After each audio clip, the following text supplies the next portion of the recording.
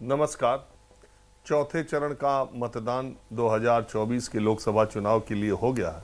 उत्तर प्रदेश की 13 सीटों पर मतदान हुआ और 13 सीटों के बाद जैसे मैंने पहले के 3 चरणों का आकलन किया, अपना अंदाज़ा जो जहाँ जहाँ पर गया जो मुझे दिखा उस तरीके से मैंने आपको 3 चरणों के बारे में बातें बताई। अब मैं चौथे चरण के बारे में जहाँ जहाँ मैं गया और चौथे चरण में कुल मिलाकर इस बार लड़ाई किस तरीके की है, मैं आज, मुझे उम्मीद है कि आपको इंतज़ार इस बात का रहा होगा, तो आज मैं उन सीटों की चर्चा करूंगा जहां पर चौथे चरण में लड़ाई जोरदार तरीके से हुई। और चौथे चरण तक आते आते उत्तर प्रदेश के चुनाव का झुकाव किस तरफ है। बहुत सारे लोग मुझसे पूछते हैं कि 2024 का चुनाव का नतीजा 2014 की तरह रहेगा या 2019 की तरह रहेगा। क्या भारतीय जनता पार्टी 80 सीटों के करीब पहुंचेगी या उसकी सीटों में घटोतरी होगी, और जैसे 14 के मुकाबले 19 में उसकी सीटें कम हुई थी, क्या 19 के मुकाबले 24 में भी वो सीटें कम होंगी कि नहीं कम होंगी। पहली बात तो ये है कि 3-4 चरणों के चुनाव के बाद कुछ चीज़ें बड़ी महत्वपूर्ण तौर पर सामने उभर के आई हैं, जो मुझे लगता है कि सबसे पहले चर्चा उनकी करनी चाहिए। देखिए, ज़्यादातर भारतीय जनता पार्टी ने अपने सीटिंग सांसदों का टिकट रिपीट किया है और ज़्यादातर सांसदों से वहाँ की जनता का रुझान उनकी तरफ नहीं है, आकर्षण नहीं है। बाकी प्रधानमंत्री नरेंद्र मोदी और मुख्यमंत्री योगी आदित्यनाथ के चेहरे पर चुनाव जीते लोकसभा सांसदों ने अपने क्षेत्र की जनता, बीजेपी सांसदों ने अपने क्षेत्र की जनता से ज़्यादातर, सारे नहीं, ज़्यादातर सांसदों ने अपनी क्षेत्र की जनता से वो संवाद नहीं रखा जो उन्हें सांसद के तौर पर रखना चाहिए था।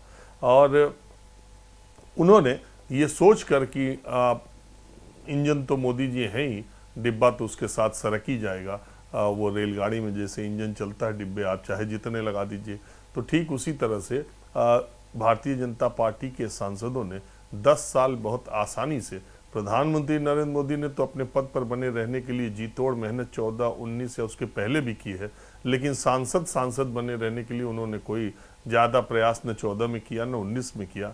बस भारतीय जनता पार्टी से टिकट मिला और योगी मोदी के चेहरे पर उनको वोट मिला और वो संसद पहुंच गए।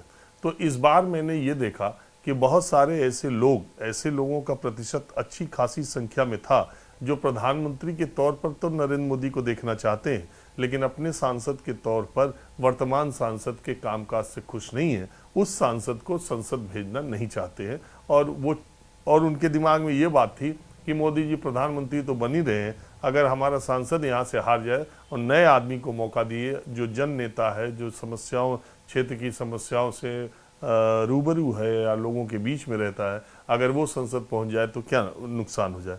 तो एक धारणा तो लोगों में ये देखने को मिली। ये जो मतदान प्रतिशत है ये ज़्यादातर उन्हीं इलाकों में भी है शहरी इलाकों का मतदान प्रतिशत ग्रामीण इलाकों की तुलना में कम है। भारतीय जनता पार्टी के वोटर भी उस आक्रामकता से इस बार नहीं निकले जैसे कि वो पहले निकला करते थे। तो एक बात तो ये है। दूसरी बात, पहली महत्वपूर्ण बात यह है कि सांसदों के प्रति लोगों का रवैया बड़ा उदासीन रहा और सांसदों ने, ज़्यादातर बीजेपी के सांसदों ने जनता से जुड़ने का या जनता की बातों का ख्याल करने का कोई बहुत जहमत नहीं उठाई। वो अपनी ही दुनिया में मस्त थे। उन्हें मालूम था कि टिकट पाना ही संसद पहुंचने की गारंटी है, बाकी तो गाली देकर भी जनता प्रधानमंत्री मोदी या योगी आदित्यनाथ का चेहरा देके उनको वोट दे देगी। देखिए, चौथे चरण में कुल 13 सीटें थीं और ये एक तरह से सेंट्रल यूपी इसको आप कह सकते हैं, ये इलाका है।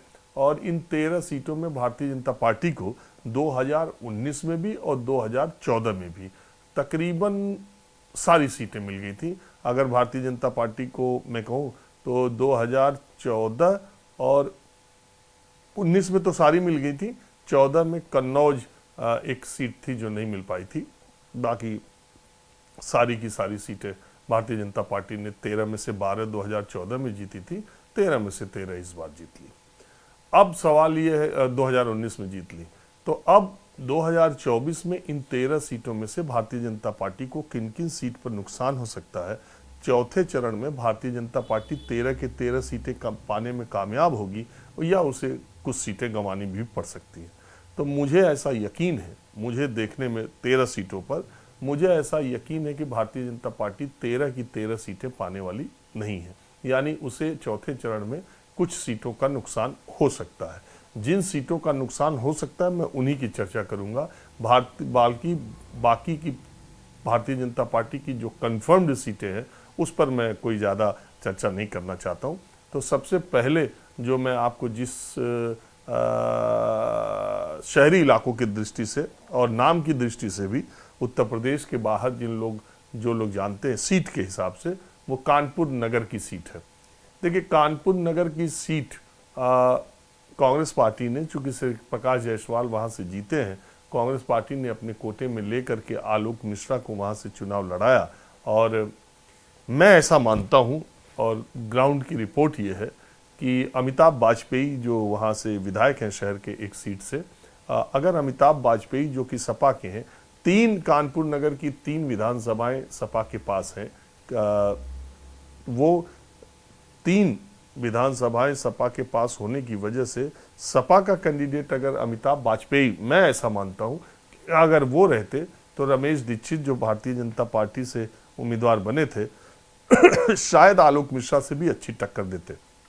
आलोक मिश्रा ने भी टक्कर दी है, उसकी वजह है रमेश दीक्षित किसी अखबार में थे, बहुत भारतीय जनता पार्टी के चेहरे नहीं है, बहुत ज़मीनी कार्यकर्ता नहीं है, उनको अमित शाह की नज़दीकी की वजह से टिकट मिला ऐसा कहा जा रहा है। अब आप ही समझ लीजिए कि जिस आदमी को लोकसभा का टिकट मिला हो, भारतीय जनता पार्टी के कार्यकर्ता उस उम्मीदवार का स्वागत करने के लिए रेलवे स्टेशन पर जाएं और वो ट्रेन से उतरे और उसको भारतीय जनता पार्टी का कोई कार्यकर्ता न पहचाने, एक दूसरा व्यक्ति जो उसी मतलब कुर्ता पैजामा और कद काठी से सांसद का टिकट पाने का उम्मीदवार टाइप का लग रहा था, भारतीय जनता पार्टी के नेताओं ने उसका माल्यार्पण कर दिया।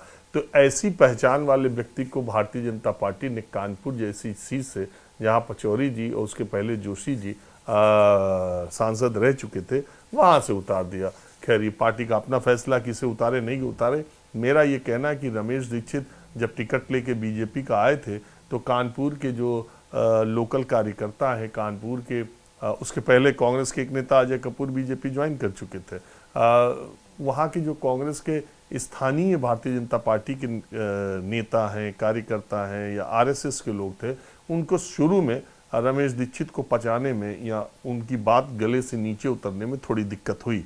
लेकिन धीरे धीरे भारतीय जनता पार्टी का नेतृत्व, वहाँ का काडर संगठन रमेश दीक्षित के साथ लगा। आलोक मिश्रा ने टक्कर तो दी है, लेकिन सबके बावजूद प्रधानमंत्री मोदी का चेहरा और ये चीज़ों की वजह से मुझे लगता है कि कानपुर में फाइट तो होगी, लेकिन रमेश दीक्षित का पलड़ा तब भी कुछ न कुछ भारी है, इस दृष्टि से भारी है। एक और बात मैं चौथे चरण तक आते आते मैं देख रहा हूँ कि महिलाओं में प्रधानमंत्री मोदी और मुख्यमंत्री सीएम योगी का जो क्रेज है, और उनकी वजह से जाति की बाधाओं को तोड़कर धर्म की बाधाओं को भी टूटते हुए मैं देख रहा हूं कि महिलाओं का ज़्यादातर वोट, महिलाओं की वोटिंग जो है एक अपेक्षा से ज़्यादा भारतीय जनता पार्टी के पक्ष में हो रही है। और निर्णय इसीलिए चौंकाने वाले आ जाएं, फैसला या नतीजा चौंकाने वाले आ जाए तो इससे बहुत अचरज नहीं होना चाहिए। महिलाओं देखिए, कई बार अगर आप नीतीश कुमार का देखें या कई चुनाव में मुख्यमंत्री योगी को भी, जो पश्चिमी उत्तर प्रदेश में बीजेपी को दूसरी बार भी किसान आंदोलन होने के बावजूद जो जबरदस्त जन समर्थन मिला और विधायकों की संख्या उस इलाके से इतनी ज़्यादा हुई, जबकि सपा और आरएलडी का गठबंधन था, उसकी बहुत बड़ी वजह यह है कि महिलाओं ने स्व विवेक के आधार पर खुद से फैसला लेते हुए, परिवार के लोगों की बात न मानते हुए, महिला सुरक्षा, गुंडागर्दी खत्म होने के मसले को लेकर और लड़कियों के पढ़ाई लिखाई में थोड़ी वो जो आवारा पशु की तरह जो आवारा लड़के बच्चियों को छेड़ने का काम करते थे, सड़कों से उनके गायब होने को देख के, रात बिरात यहाँ से वहाँ आने जाने को लेके महिलाओं में जो एक सुरक्षा की भावना डेवलप हुई है उत्तर प्रदेश में, वो बहुत काबिल तारीफ है। और पोलिंग बूथ पर जाते वक्त उनको सबसे बड़ी प्रायोरिटी ये राशन, ये 2000 रुपये, ये सिलेंडर, ये सब बहुत पीछे चला जाता है। महिलाओं को अपनी सुरक्षा को लेकर के वो जितनी संजीदा हैं और वो जितना खुले तौर पर चर्चा करती हैं, उससे मुझे लगता है कि महिलाओं का एक अच्छा खासा प्रतिशत भारतीय जनता पार्टी की तरफ जा रहा है। और उन्हें ये पता भी नहीं है कि उनका कैंडिडेट कौन है, उन्हें ये पता भी नहीं है कि उनका कैंडिडेट कौन है, कौन पिछली बार जीता था, हारा था, उससे उनको नहीं मतलब। उनको सिर्फ ये मतलब है कि जो सरकार अभी है उसी को रहना चाहिए, क्योंकि उसके रहने की वजह से महिलाओं को पिछले 10 सालों में उत्तर प्रदेश में एक सिक्योरिटी का, एक सुरक्षा का आभास हुआ है। तो जैसा मैंने कहा कि सीटों पर लड़ाई तो अपनी जगह है, लेकिन चुनाव परिणाम चौंकाने वाले आ जाएं तो किसी को अचरज नहीं करना चाहिए। लेकिन बात वही है कि जिन चरणों में भी मैं गया हूं, अब जैसे इसी चरण की बात करता हूं, चाहे 1 सीट का नुकसान हो, चाहे 3 सीट का नुकसान हो, भारतीय जनता पार्टी को मेरे देखने में 13 की 13 सीटें मिलना मुश्किल है। कानपुर की मैंने आपको सीट की लड़ाई बताई, लड़ाई है, जीत का अंतर कम हो सकता है, लेकिन भारतीय जनता पार्टी वहां 20 सीट दिखाई दे रही है। अब आते हैं उसी के बगल की सीट अकबरपुर, जिसे कई बार कानपुर देहात भी कह देते हैं। तो अकबरपुर में देवेंद्र सिंह भोले 2 बार चुनाव जीत रहे हैं, मगर वही बात है कि बढ़ती उम्र के साथ उन्होंने लोगों से और कार्यकर्ताओं से कोई बहुत ज़्यादा मेल जोल नहीं रखा, और प्रधानमंत्री मोदी और उनका चेहरा ही उनकी बेड़ा पार कराएगा, नैया पार कराएगा, यही सोच करके वो पिछले 5 साल भी और चुनाव में भी उनको लेकर के भी लोगों के, स्थानीय लोगों में बहुत निराशा थी। और देवेंद्र सिंह भोले के सामने राजा राम पाल एक बार पहले विधायक सांसद रह चुके हैं, उन्होंने अपेक्षाकृत लोगों के प्रति उनका व्यवहार बहुत ठीक है, पाल समाज से है, पाल समाज का वहाँ पर वोट भी अच्छा खासा है, इसलिए देवेंद्र सिंह भोले जैसे पहले चुनाव जीत जाते थे, ये चुनाव भी उसी तरह जीत पाएंगे, इसमें संशय है। हाँ, हार जीत का फासला तो कम होगा ही, उलट पुलट भी हो सकता है। राजा रामपाल उस इलाके से चुनाव जीत भी सकते हैं और हारे तो बहुत कम मार्जिन से, इसलिए ये सीट भी चौथे चरण की देखने वाली होगी कि इसमें क्या मामला आता है। जहां तक बात सीतापुर की है, बड़ा इंटरेस्टिंग है सीतापुर का चुनाव। सीतापुर में भारतीय जनता पार्टी के कैंडिडेट हैं राजेश वर्मा, जो पिछले 10 सालों से सांसद हैं। उनके खिलाफ राकेश राठौर को समाजवादी पार्टी ने टिकट दे दिया। राकेश राठौर पहले बीजेपी के विधायक भी रह चुके हैं, बड़े आक्रामक थे मोदी योगी सरकार की नीतियों के खिलाफ। उनको सपा में ज्वाइन कराकर सीतापुर से लोकसभा का टिकट दिया गया। इंटरेस्टिंग बात यह है कि सीतापुर का बीएसपी का कैंडिडेट अगर ताकतवर तरीके से लड़ता तो मामला कुछ और होता। सीतापुर में ही बहन जी के भतीजे आकाश आनंद ने वो बयान दिया था जिसको कि भड़काऊ बयान कह के उनके खिलाफ एफआईआर सीतापुर में दर्ज कराई गई और उनकी बोलती भी बंद करा दी मायावती ने। अब आकाश आनंद को घर बैठा दिया, पूरे चुनाव तक आकाश आनंद को कुछ भी बोलने से मना कर दिया। वही आकाश आनंद सीतापुर में ही जनसभा करने आए थे और उन्होंने अपने प्रत्याशी के समर्थन में जो बातें कहीं, एफआईआर दर्ज हुई और फिर मायावती का ये फैसला। तो सीतापुर के 80 मतदाताओं में ये बात बहुत तेजी से फैल गई कि बहन जी ने यहीं आकाश आनंद की उस जनसभा में बहुत एससी समाज के लोग गए हुए थे, बहुत खुश थे उनके आक्रामक रवैये से।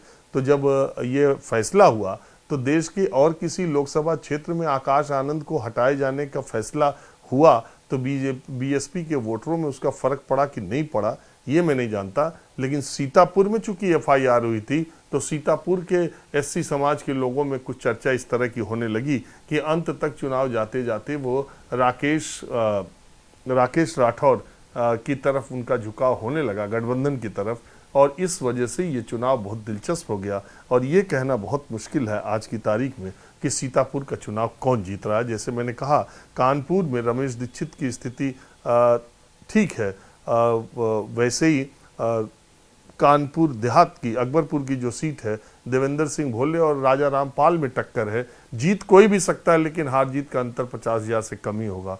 ठीक इसी तरह से राजेश वर्मा और राकेश गौर में भी हार जीत का अंतर 50,000 से कम होगा। लेकिन अगर आप मेरी बात इंडिपेंडेंटली मांगेंगे तो मैं राकेश राठौर जो कि गठबंधन के प्रत्याशी हैं, उनकी स्थिति राजेश वर्मा से ज़्यादा मजबूत मानता हूं, क्योंकि राजेश वर्मा के प्रति लोगों में गुस्सा बहुत है, नाराजगी बहुत है। और यहाँ पर प्रधानमंत्री नरेंद्र मोदी भी आए थे, गृह मंत्री भी आए थे, अमित शाह भी आए थे। अमित शाह की एक से ज़्यादा रैलियां हुई।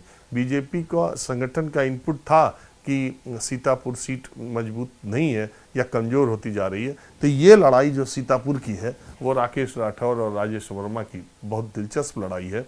और अगर आप धौरहरा की बात करें तो रेखा वर्मा वहाँ पहले भी जीती थी, इस बार भी कंफर्टेबली जीत जाएंगी। एक सीट के बारे में और आप सोच रहे होंगे, लखीमपुर खीरी, धौरहरा, ये सब वो सीटें हैं जिसमें कल उत्तर प्रदेश में सबसे ज़्यादा मतदान हुआ। लखीमपुर खीरी में उत्कर्ष वर्मा अजय मिश्र टेनी के खिलाफ हैं, चुनाव लड़ रहे हैं, उनके खानदान में विधायक भी रहे हैं। लेकिन मुझे नहीं लगता कि अजय मिश्र टेनी को कहीं कोई दिक्कत होगी। पिछली बार का चुनाव 2 लाख से ज़्यादा वोटों से वो जीते थे। अजय मिश्र टेनी का हार जीत का अंतर कम हो सकता है, मगर वो कंफर्टेबल स्थिति में है। वो भी तब कि जब ये वही मंत्री है जिनके बेटे ने थार से 5 किसानों को कुचला था, बावजूद इसके उन्होंने इस्तीफा नहीं दिया और वो अपने पद पर बने रहे। तमाम उन्होंने पत्रकारों को इधर उधर धमकियां और इस तरह के मैसेज भी, वीडियो भी आने लगे। लेकिन वो भारतीय जनता पार्टी में है और उसी मंत्रालय में जहां अमित शाह बैठते हैं, तो फिर इस दुनिया में, मतलब इस देश में उनका कोई क्या बिगाड़ सकता है। भारतीय जनता पार्टी उनके साथ खड़ी भी रही और वो तीसरी बार भी मुझे लगता है कि अजय मिश्र टेनी संसद लोकसभा जाने के बहुत करीब पहुंच चुके हैं। उत्कर्ष वर्मा वो टक्कर शायद न दे पाए जिसकी अपेक्षा थी।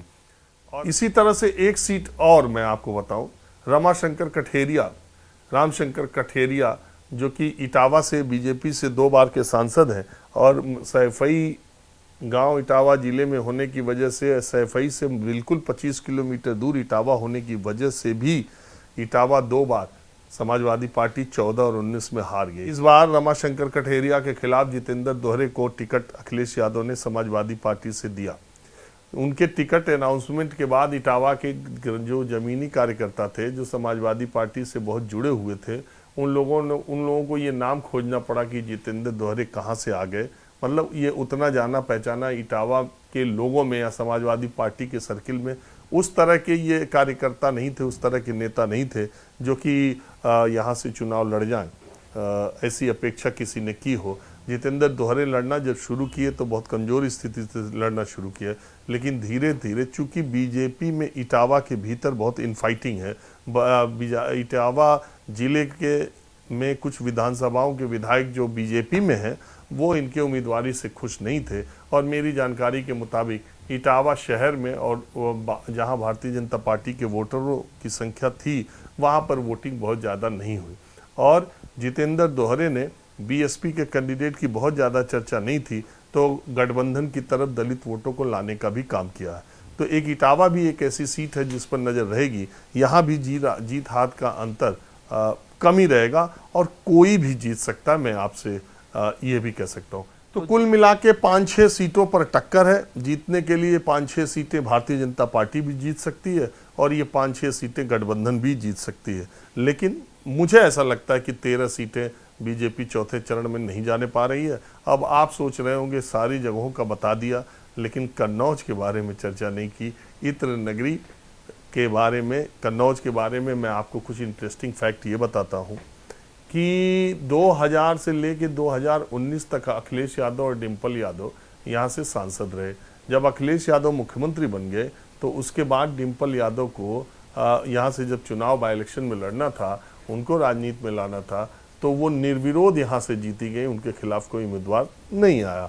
उसके बाद 2014 में भी सुब्रत पाठक डिम्पल यादव के खिलाफ लड़े और 2019 में सुब्रत पाठक ने डिम्पल यादव को चुनाव में हरा दिया।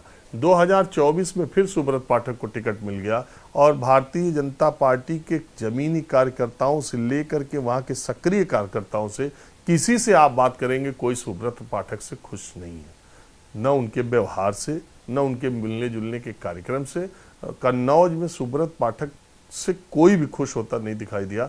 और कन्नौज के लोग या ये पूरे जो 13 चरणों के लोग हैं, उन्होंने उम्मीदवार के नाम पर वोटिंग नहीं की है, उन्होंने प्रधानमंत्री नरेंद्र मोदी का चेहरा देख करके वोट किया है। कन्नौज में पिछली बार 18,000 से डिम्पल यादव के हारने की सबसे बड़ी वजह ये थी कि ये एक तो ओवर कॉन्फिडेंस में थे, मैनपुर कन्नौज को लेकर। दूसरे सपा बसपा गठबंधन से ये बहुत आश्वस्त से हो चले थे कि कन्नौज से हमें कौन हराएगा। अखिलेश यादव मुख्यमंत्री रहते वक्त कन्नौज के लिए उन्होंने बहुत सारे काम किए। कन्नौज वैसे भी एक ऐसा जिला है जो कि एक्सप्रेस वे जो अब चल गया, इसके अलावा उसकी कनेक्टिविटी बड़ा अजीबोगरीब थी। तो कन्नौज एक्सप्रेस वे जस्ट उसके 5 किलोमीटर 4 किलोमीटर से बगल से गुजरता है, तो उसकी पूरी कनेक्टिविटी दिल्ली और लखनऊ की बहुत शानदार हो गई। इत्र पार्क और तमाम चीज़ें, बहुत सारी चीज़ें अखिलेश यादव ने की थी, कई चीज़ें उसको योगी सरकार ने बंद भी कर दी हैं। तो गांव-गांव में अखिलेश यादव की टीम है।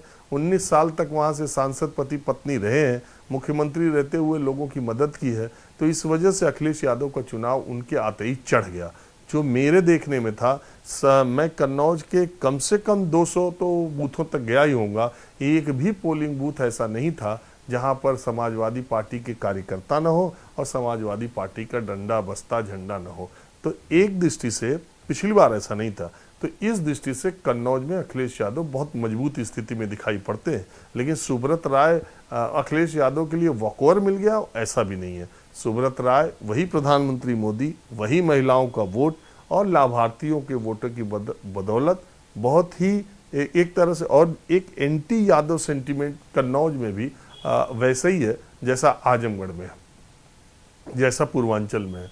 कन्नौज में भी एक जनसंख्या आपको मिल जाएगी जिनको ये कहना है कि अखिलेश यादव के जीतते ही यादव लोग बहुत उत्पात मचाने लगते हैं। तो अभी वो एक एंटी यादव सेंटीमेंट का भी वो भी नैरेटिव काम किया, और सुब्रत पाठक को अभी मैदान में बनाए रखने में ये सब चीज़ें ज़्यादा इम्पॉर्टेंट है। लेकिन फिर भी ये मैं मानता हूँ कि अखिलेश यादव 20 स्थिति में कन्नौज में है, और कोई एक सीट चौथे चरण में बीजेपी खो सकती है, तो उसमें पहला नंबर कन्नौज का मेरी समझ से आता है। तो कुल मिला के लबो लुबाब ये है कि ना तो 2019 दोहराए जाने की आशा है, हालांकि 2019 में जैसा मैंने पहला 2024 तो होने नहीं जा रहा, 2019 तक बीजेपी अपने को बचा पाएगी कि नहीं। वो जो 16 सीटें विपक्ष पाने में कामयाब हुआ था, 64 सीटों पर एनडीए रहा 80 में, वो इस बार भारतीय जनता पार्टी और एनडीए कामयाब होंगे कि नहीं होंगे, अभी भी ये बड़ा सवाल है। लेकिन मेरे देखने में उत्तर प्रदेश में भारतीय जनता पार्टी को सीटों का नुकसान हो सकता है, जिसमें चौथे चरण में कन्नौज सबसे पहली सीट है, और दूसरी सबसे मजबूत स्थिति में अगर गठबंधन है तो सीतापुर में है, और तीसरी जिस पर निगाहें रहेंगी तीसरी सीट पर वो है अकबरपुर, जिसको कानपुर देहात कहते हैं। चौथी कानपुर शहर की जो सीट है वो भी इम्पोर्टेंट है। अब इसमें से चारों की चार बीजेपी जीत जाएगी कि चार गठबंधन जीतेंगे, ये मैं नहीं बता सकता। जमीन पर जो मुद्दे, जिस तरीके से लोग बात करते हैं, जो चीज़ें रहती है, वही मैं आपको बताने की कोशिश करता हूँ। अब मैं आगे से आपको कुछ अगले वीडियोस में रायबरेली और अमेठी का माहौल दिखाऊंगा, क्योंकि चुनाव राहुल गांधी और केएल शर्मा ने बहुत मजबूत कर दिया है। अब आपको दिनेश प्रताप सिंह रायबरेली के चुनाव प्रचार की ज़्यादा गूंज नहीं सुनाई दे रही होगी। स्मृति ईरानी भी अब अमेठी में गांव-गांव खेत खलियान घूम रही हैं। अब वो न्यूज़ में चर्चा में उस तरीके से नहीं है, ज़मीन पर बैकग्राउंड में, ज़मीन पर ग्राउंड पर स्मृति ईरानी बहुत ही मेहनत कर रही हैं। आगे की वीडियोज़ में मैं आपको रायबरेली अमेठी के बारे में भी बताऊँगा। फिलहाल बस इतना ही। नमस्कार।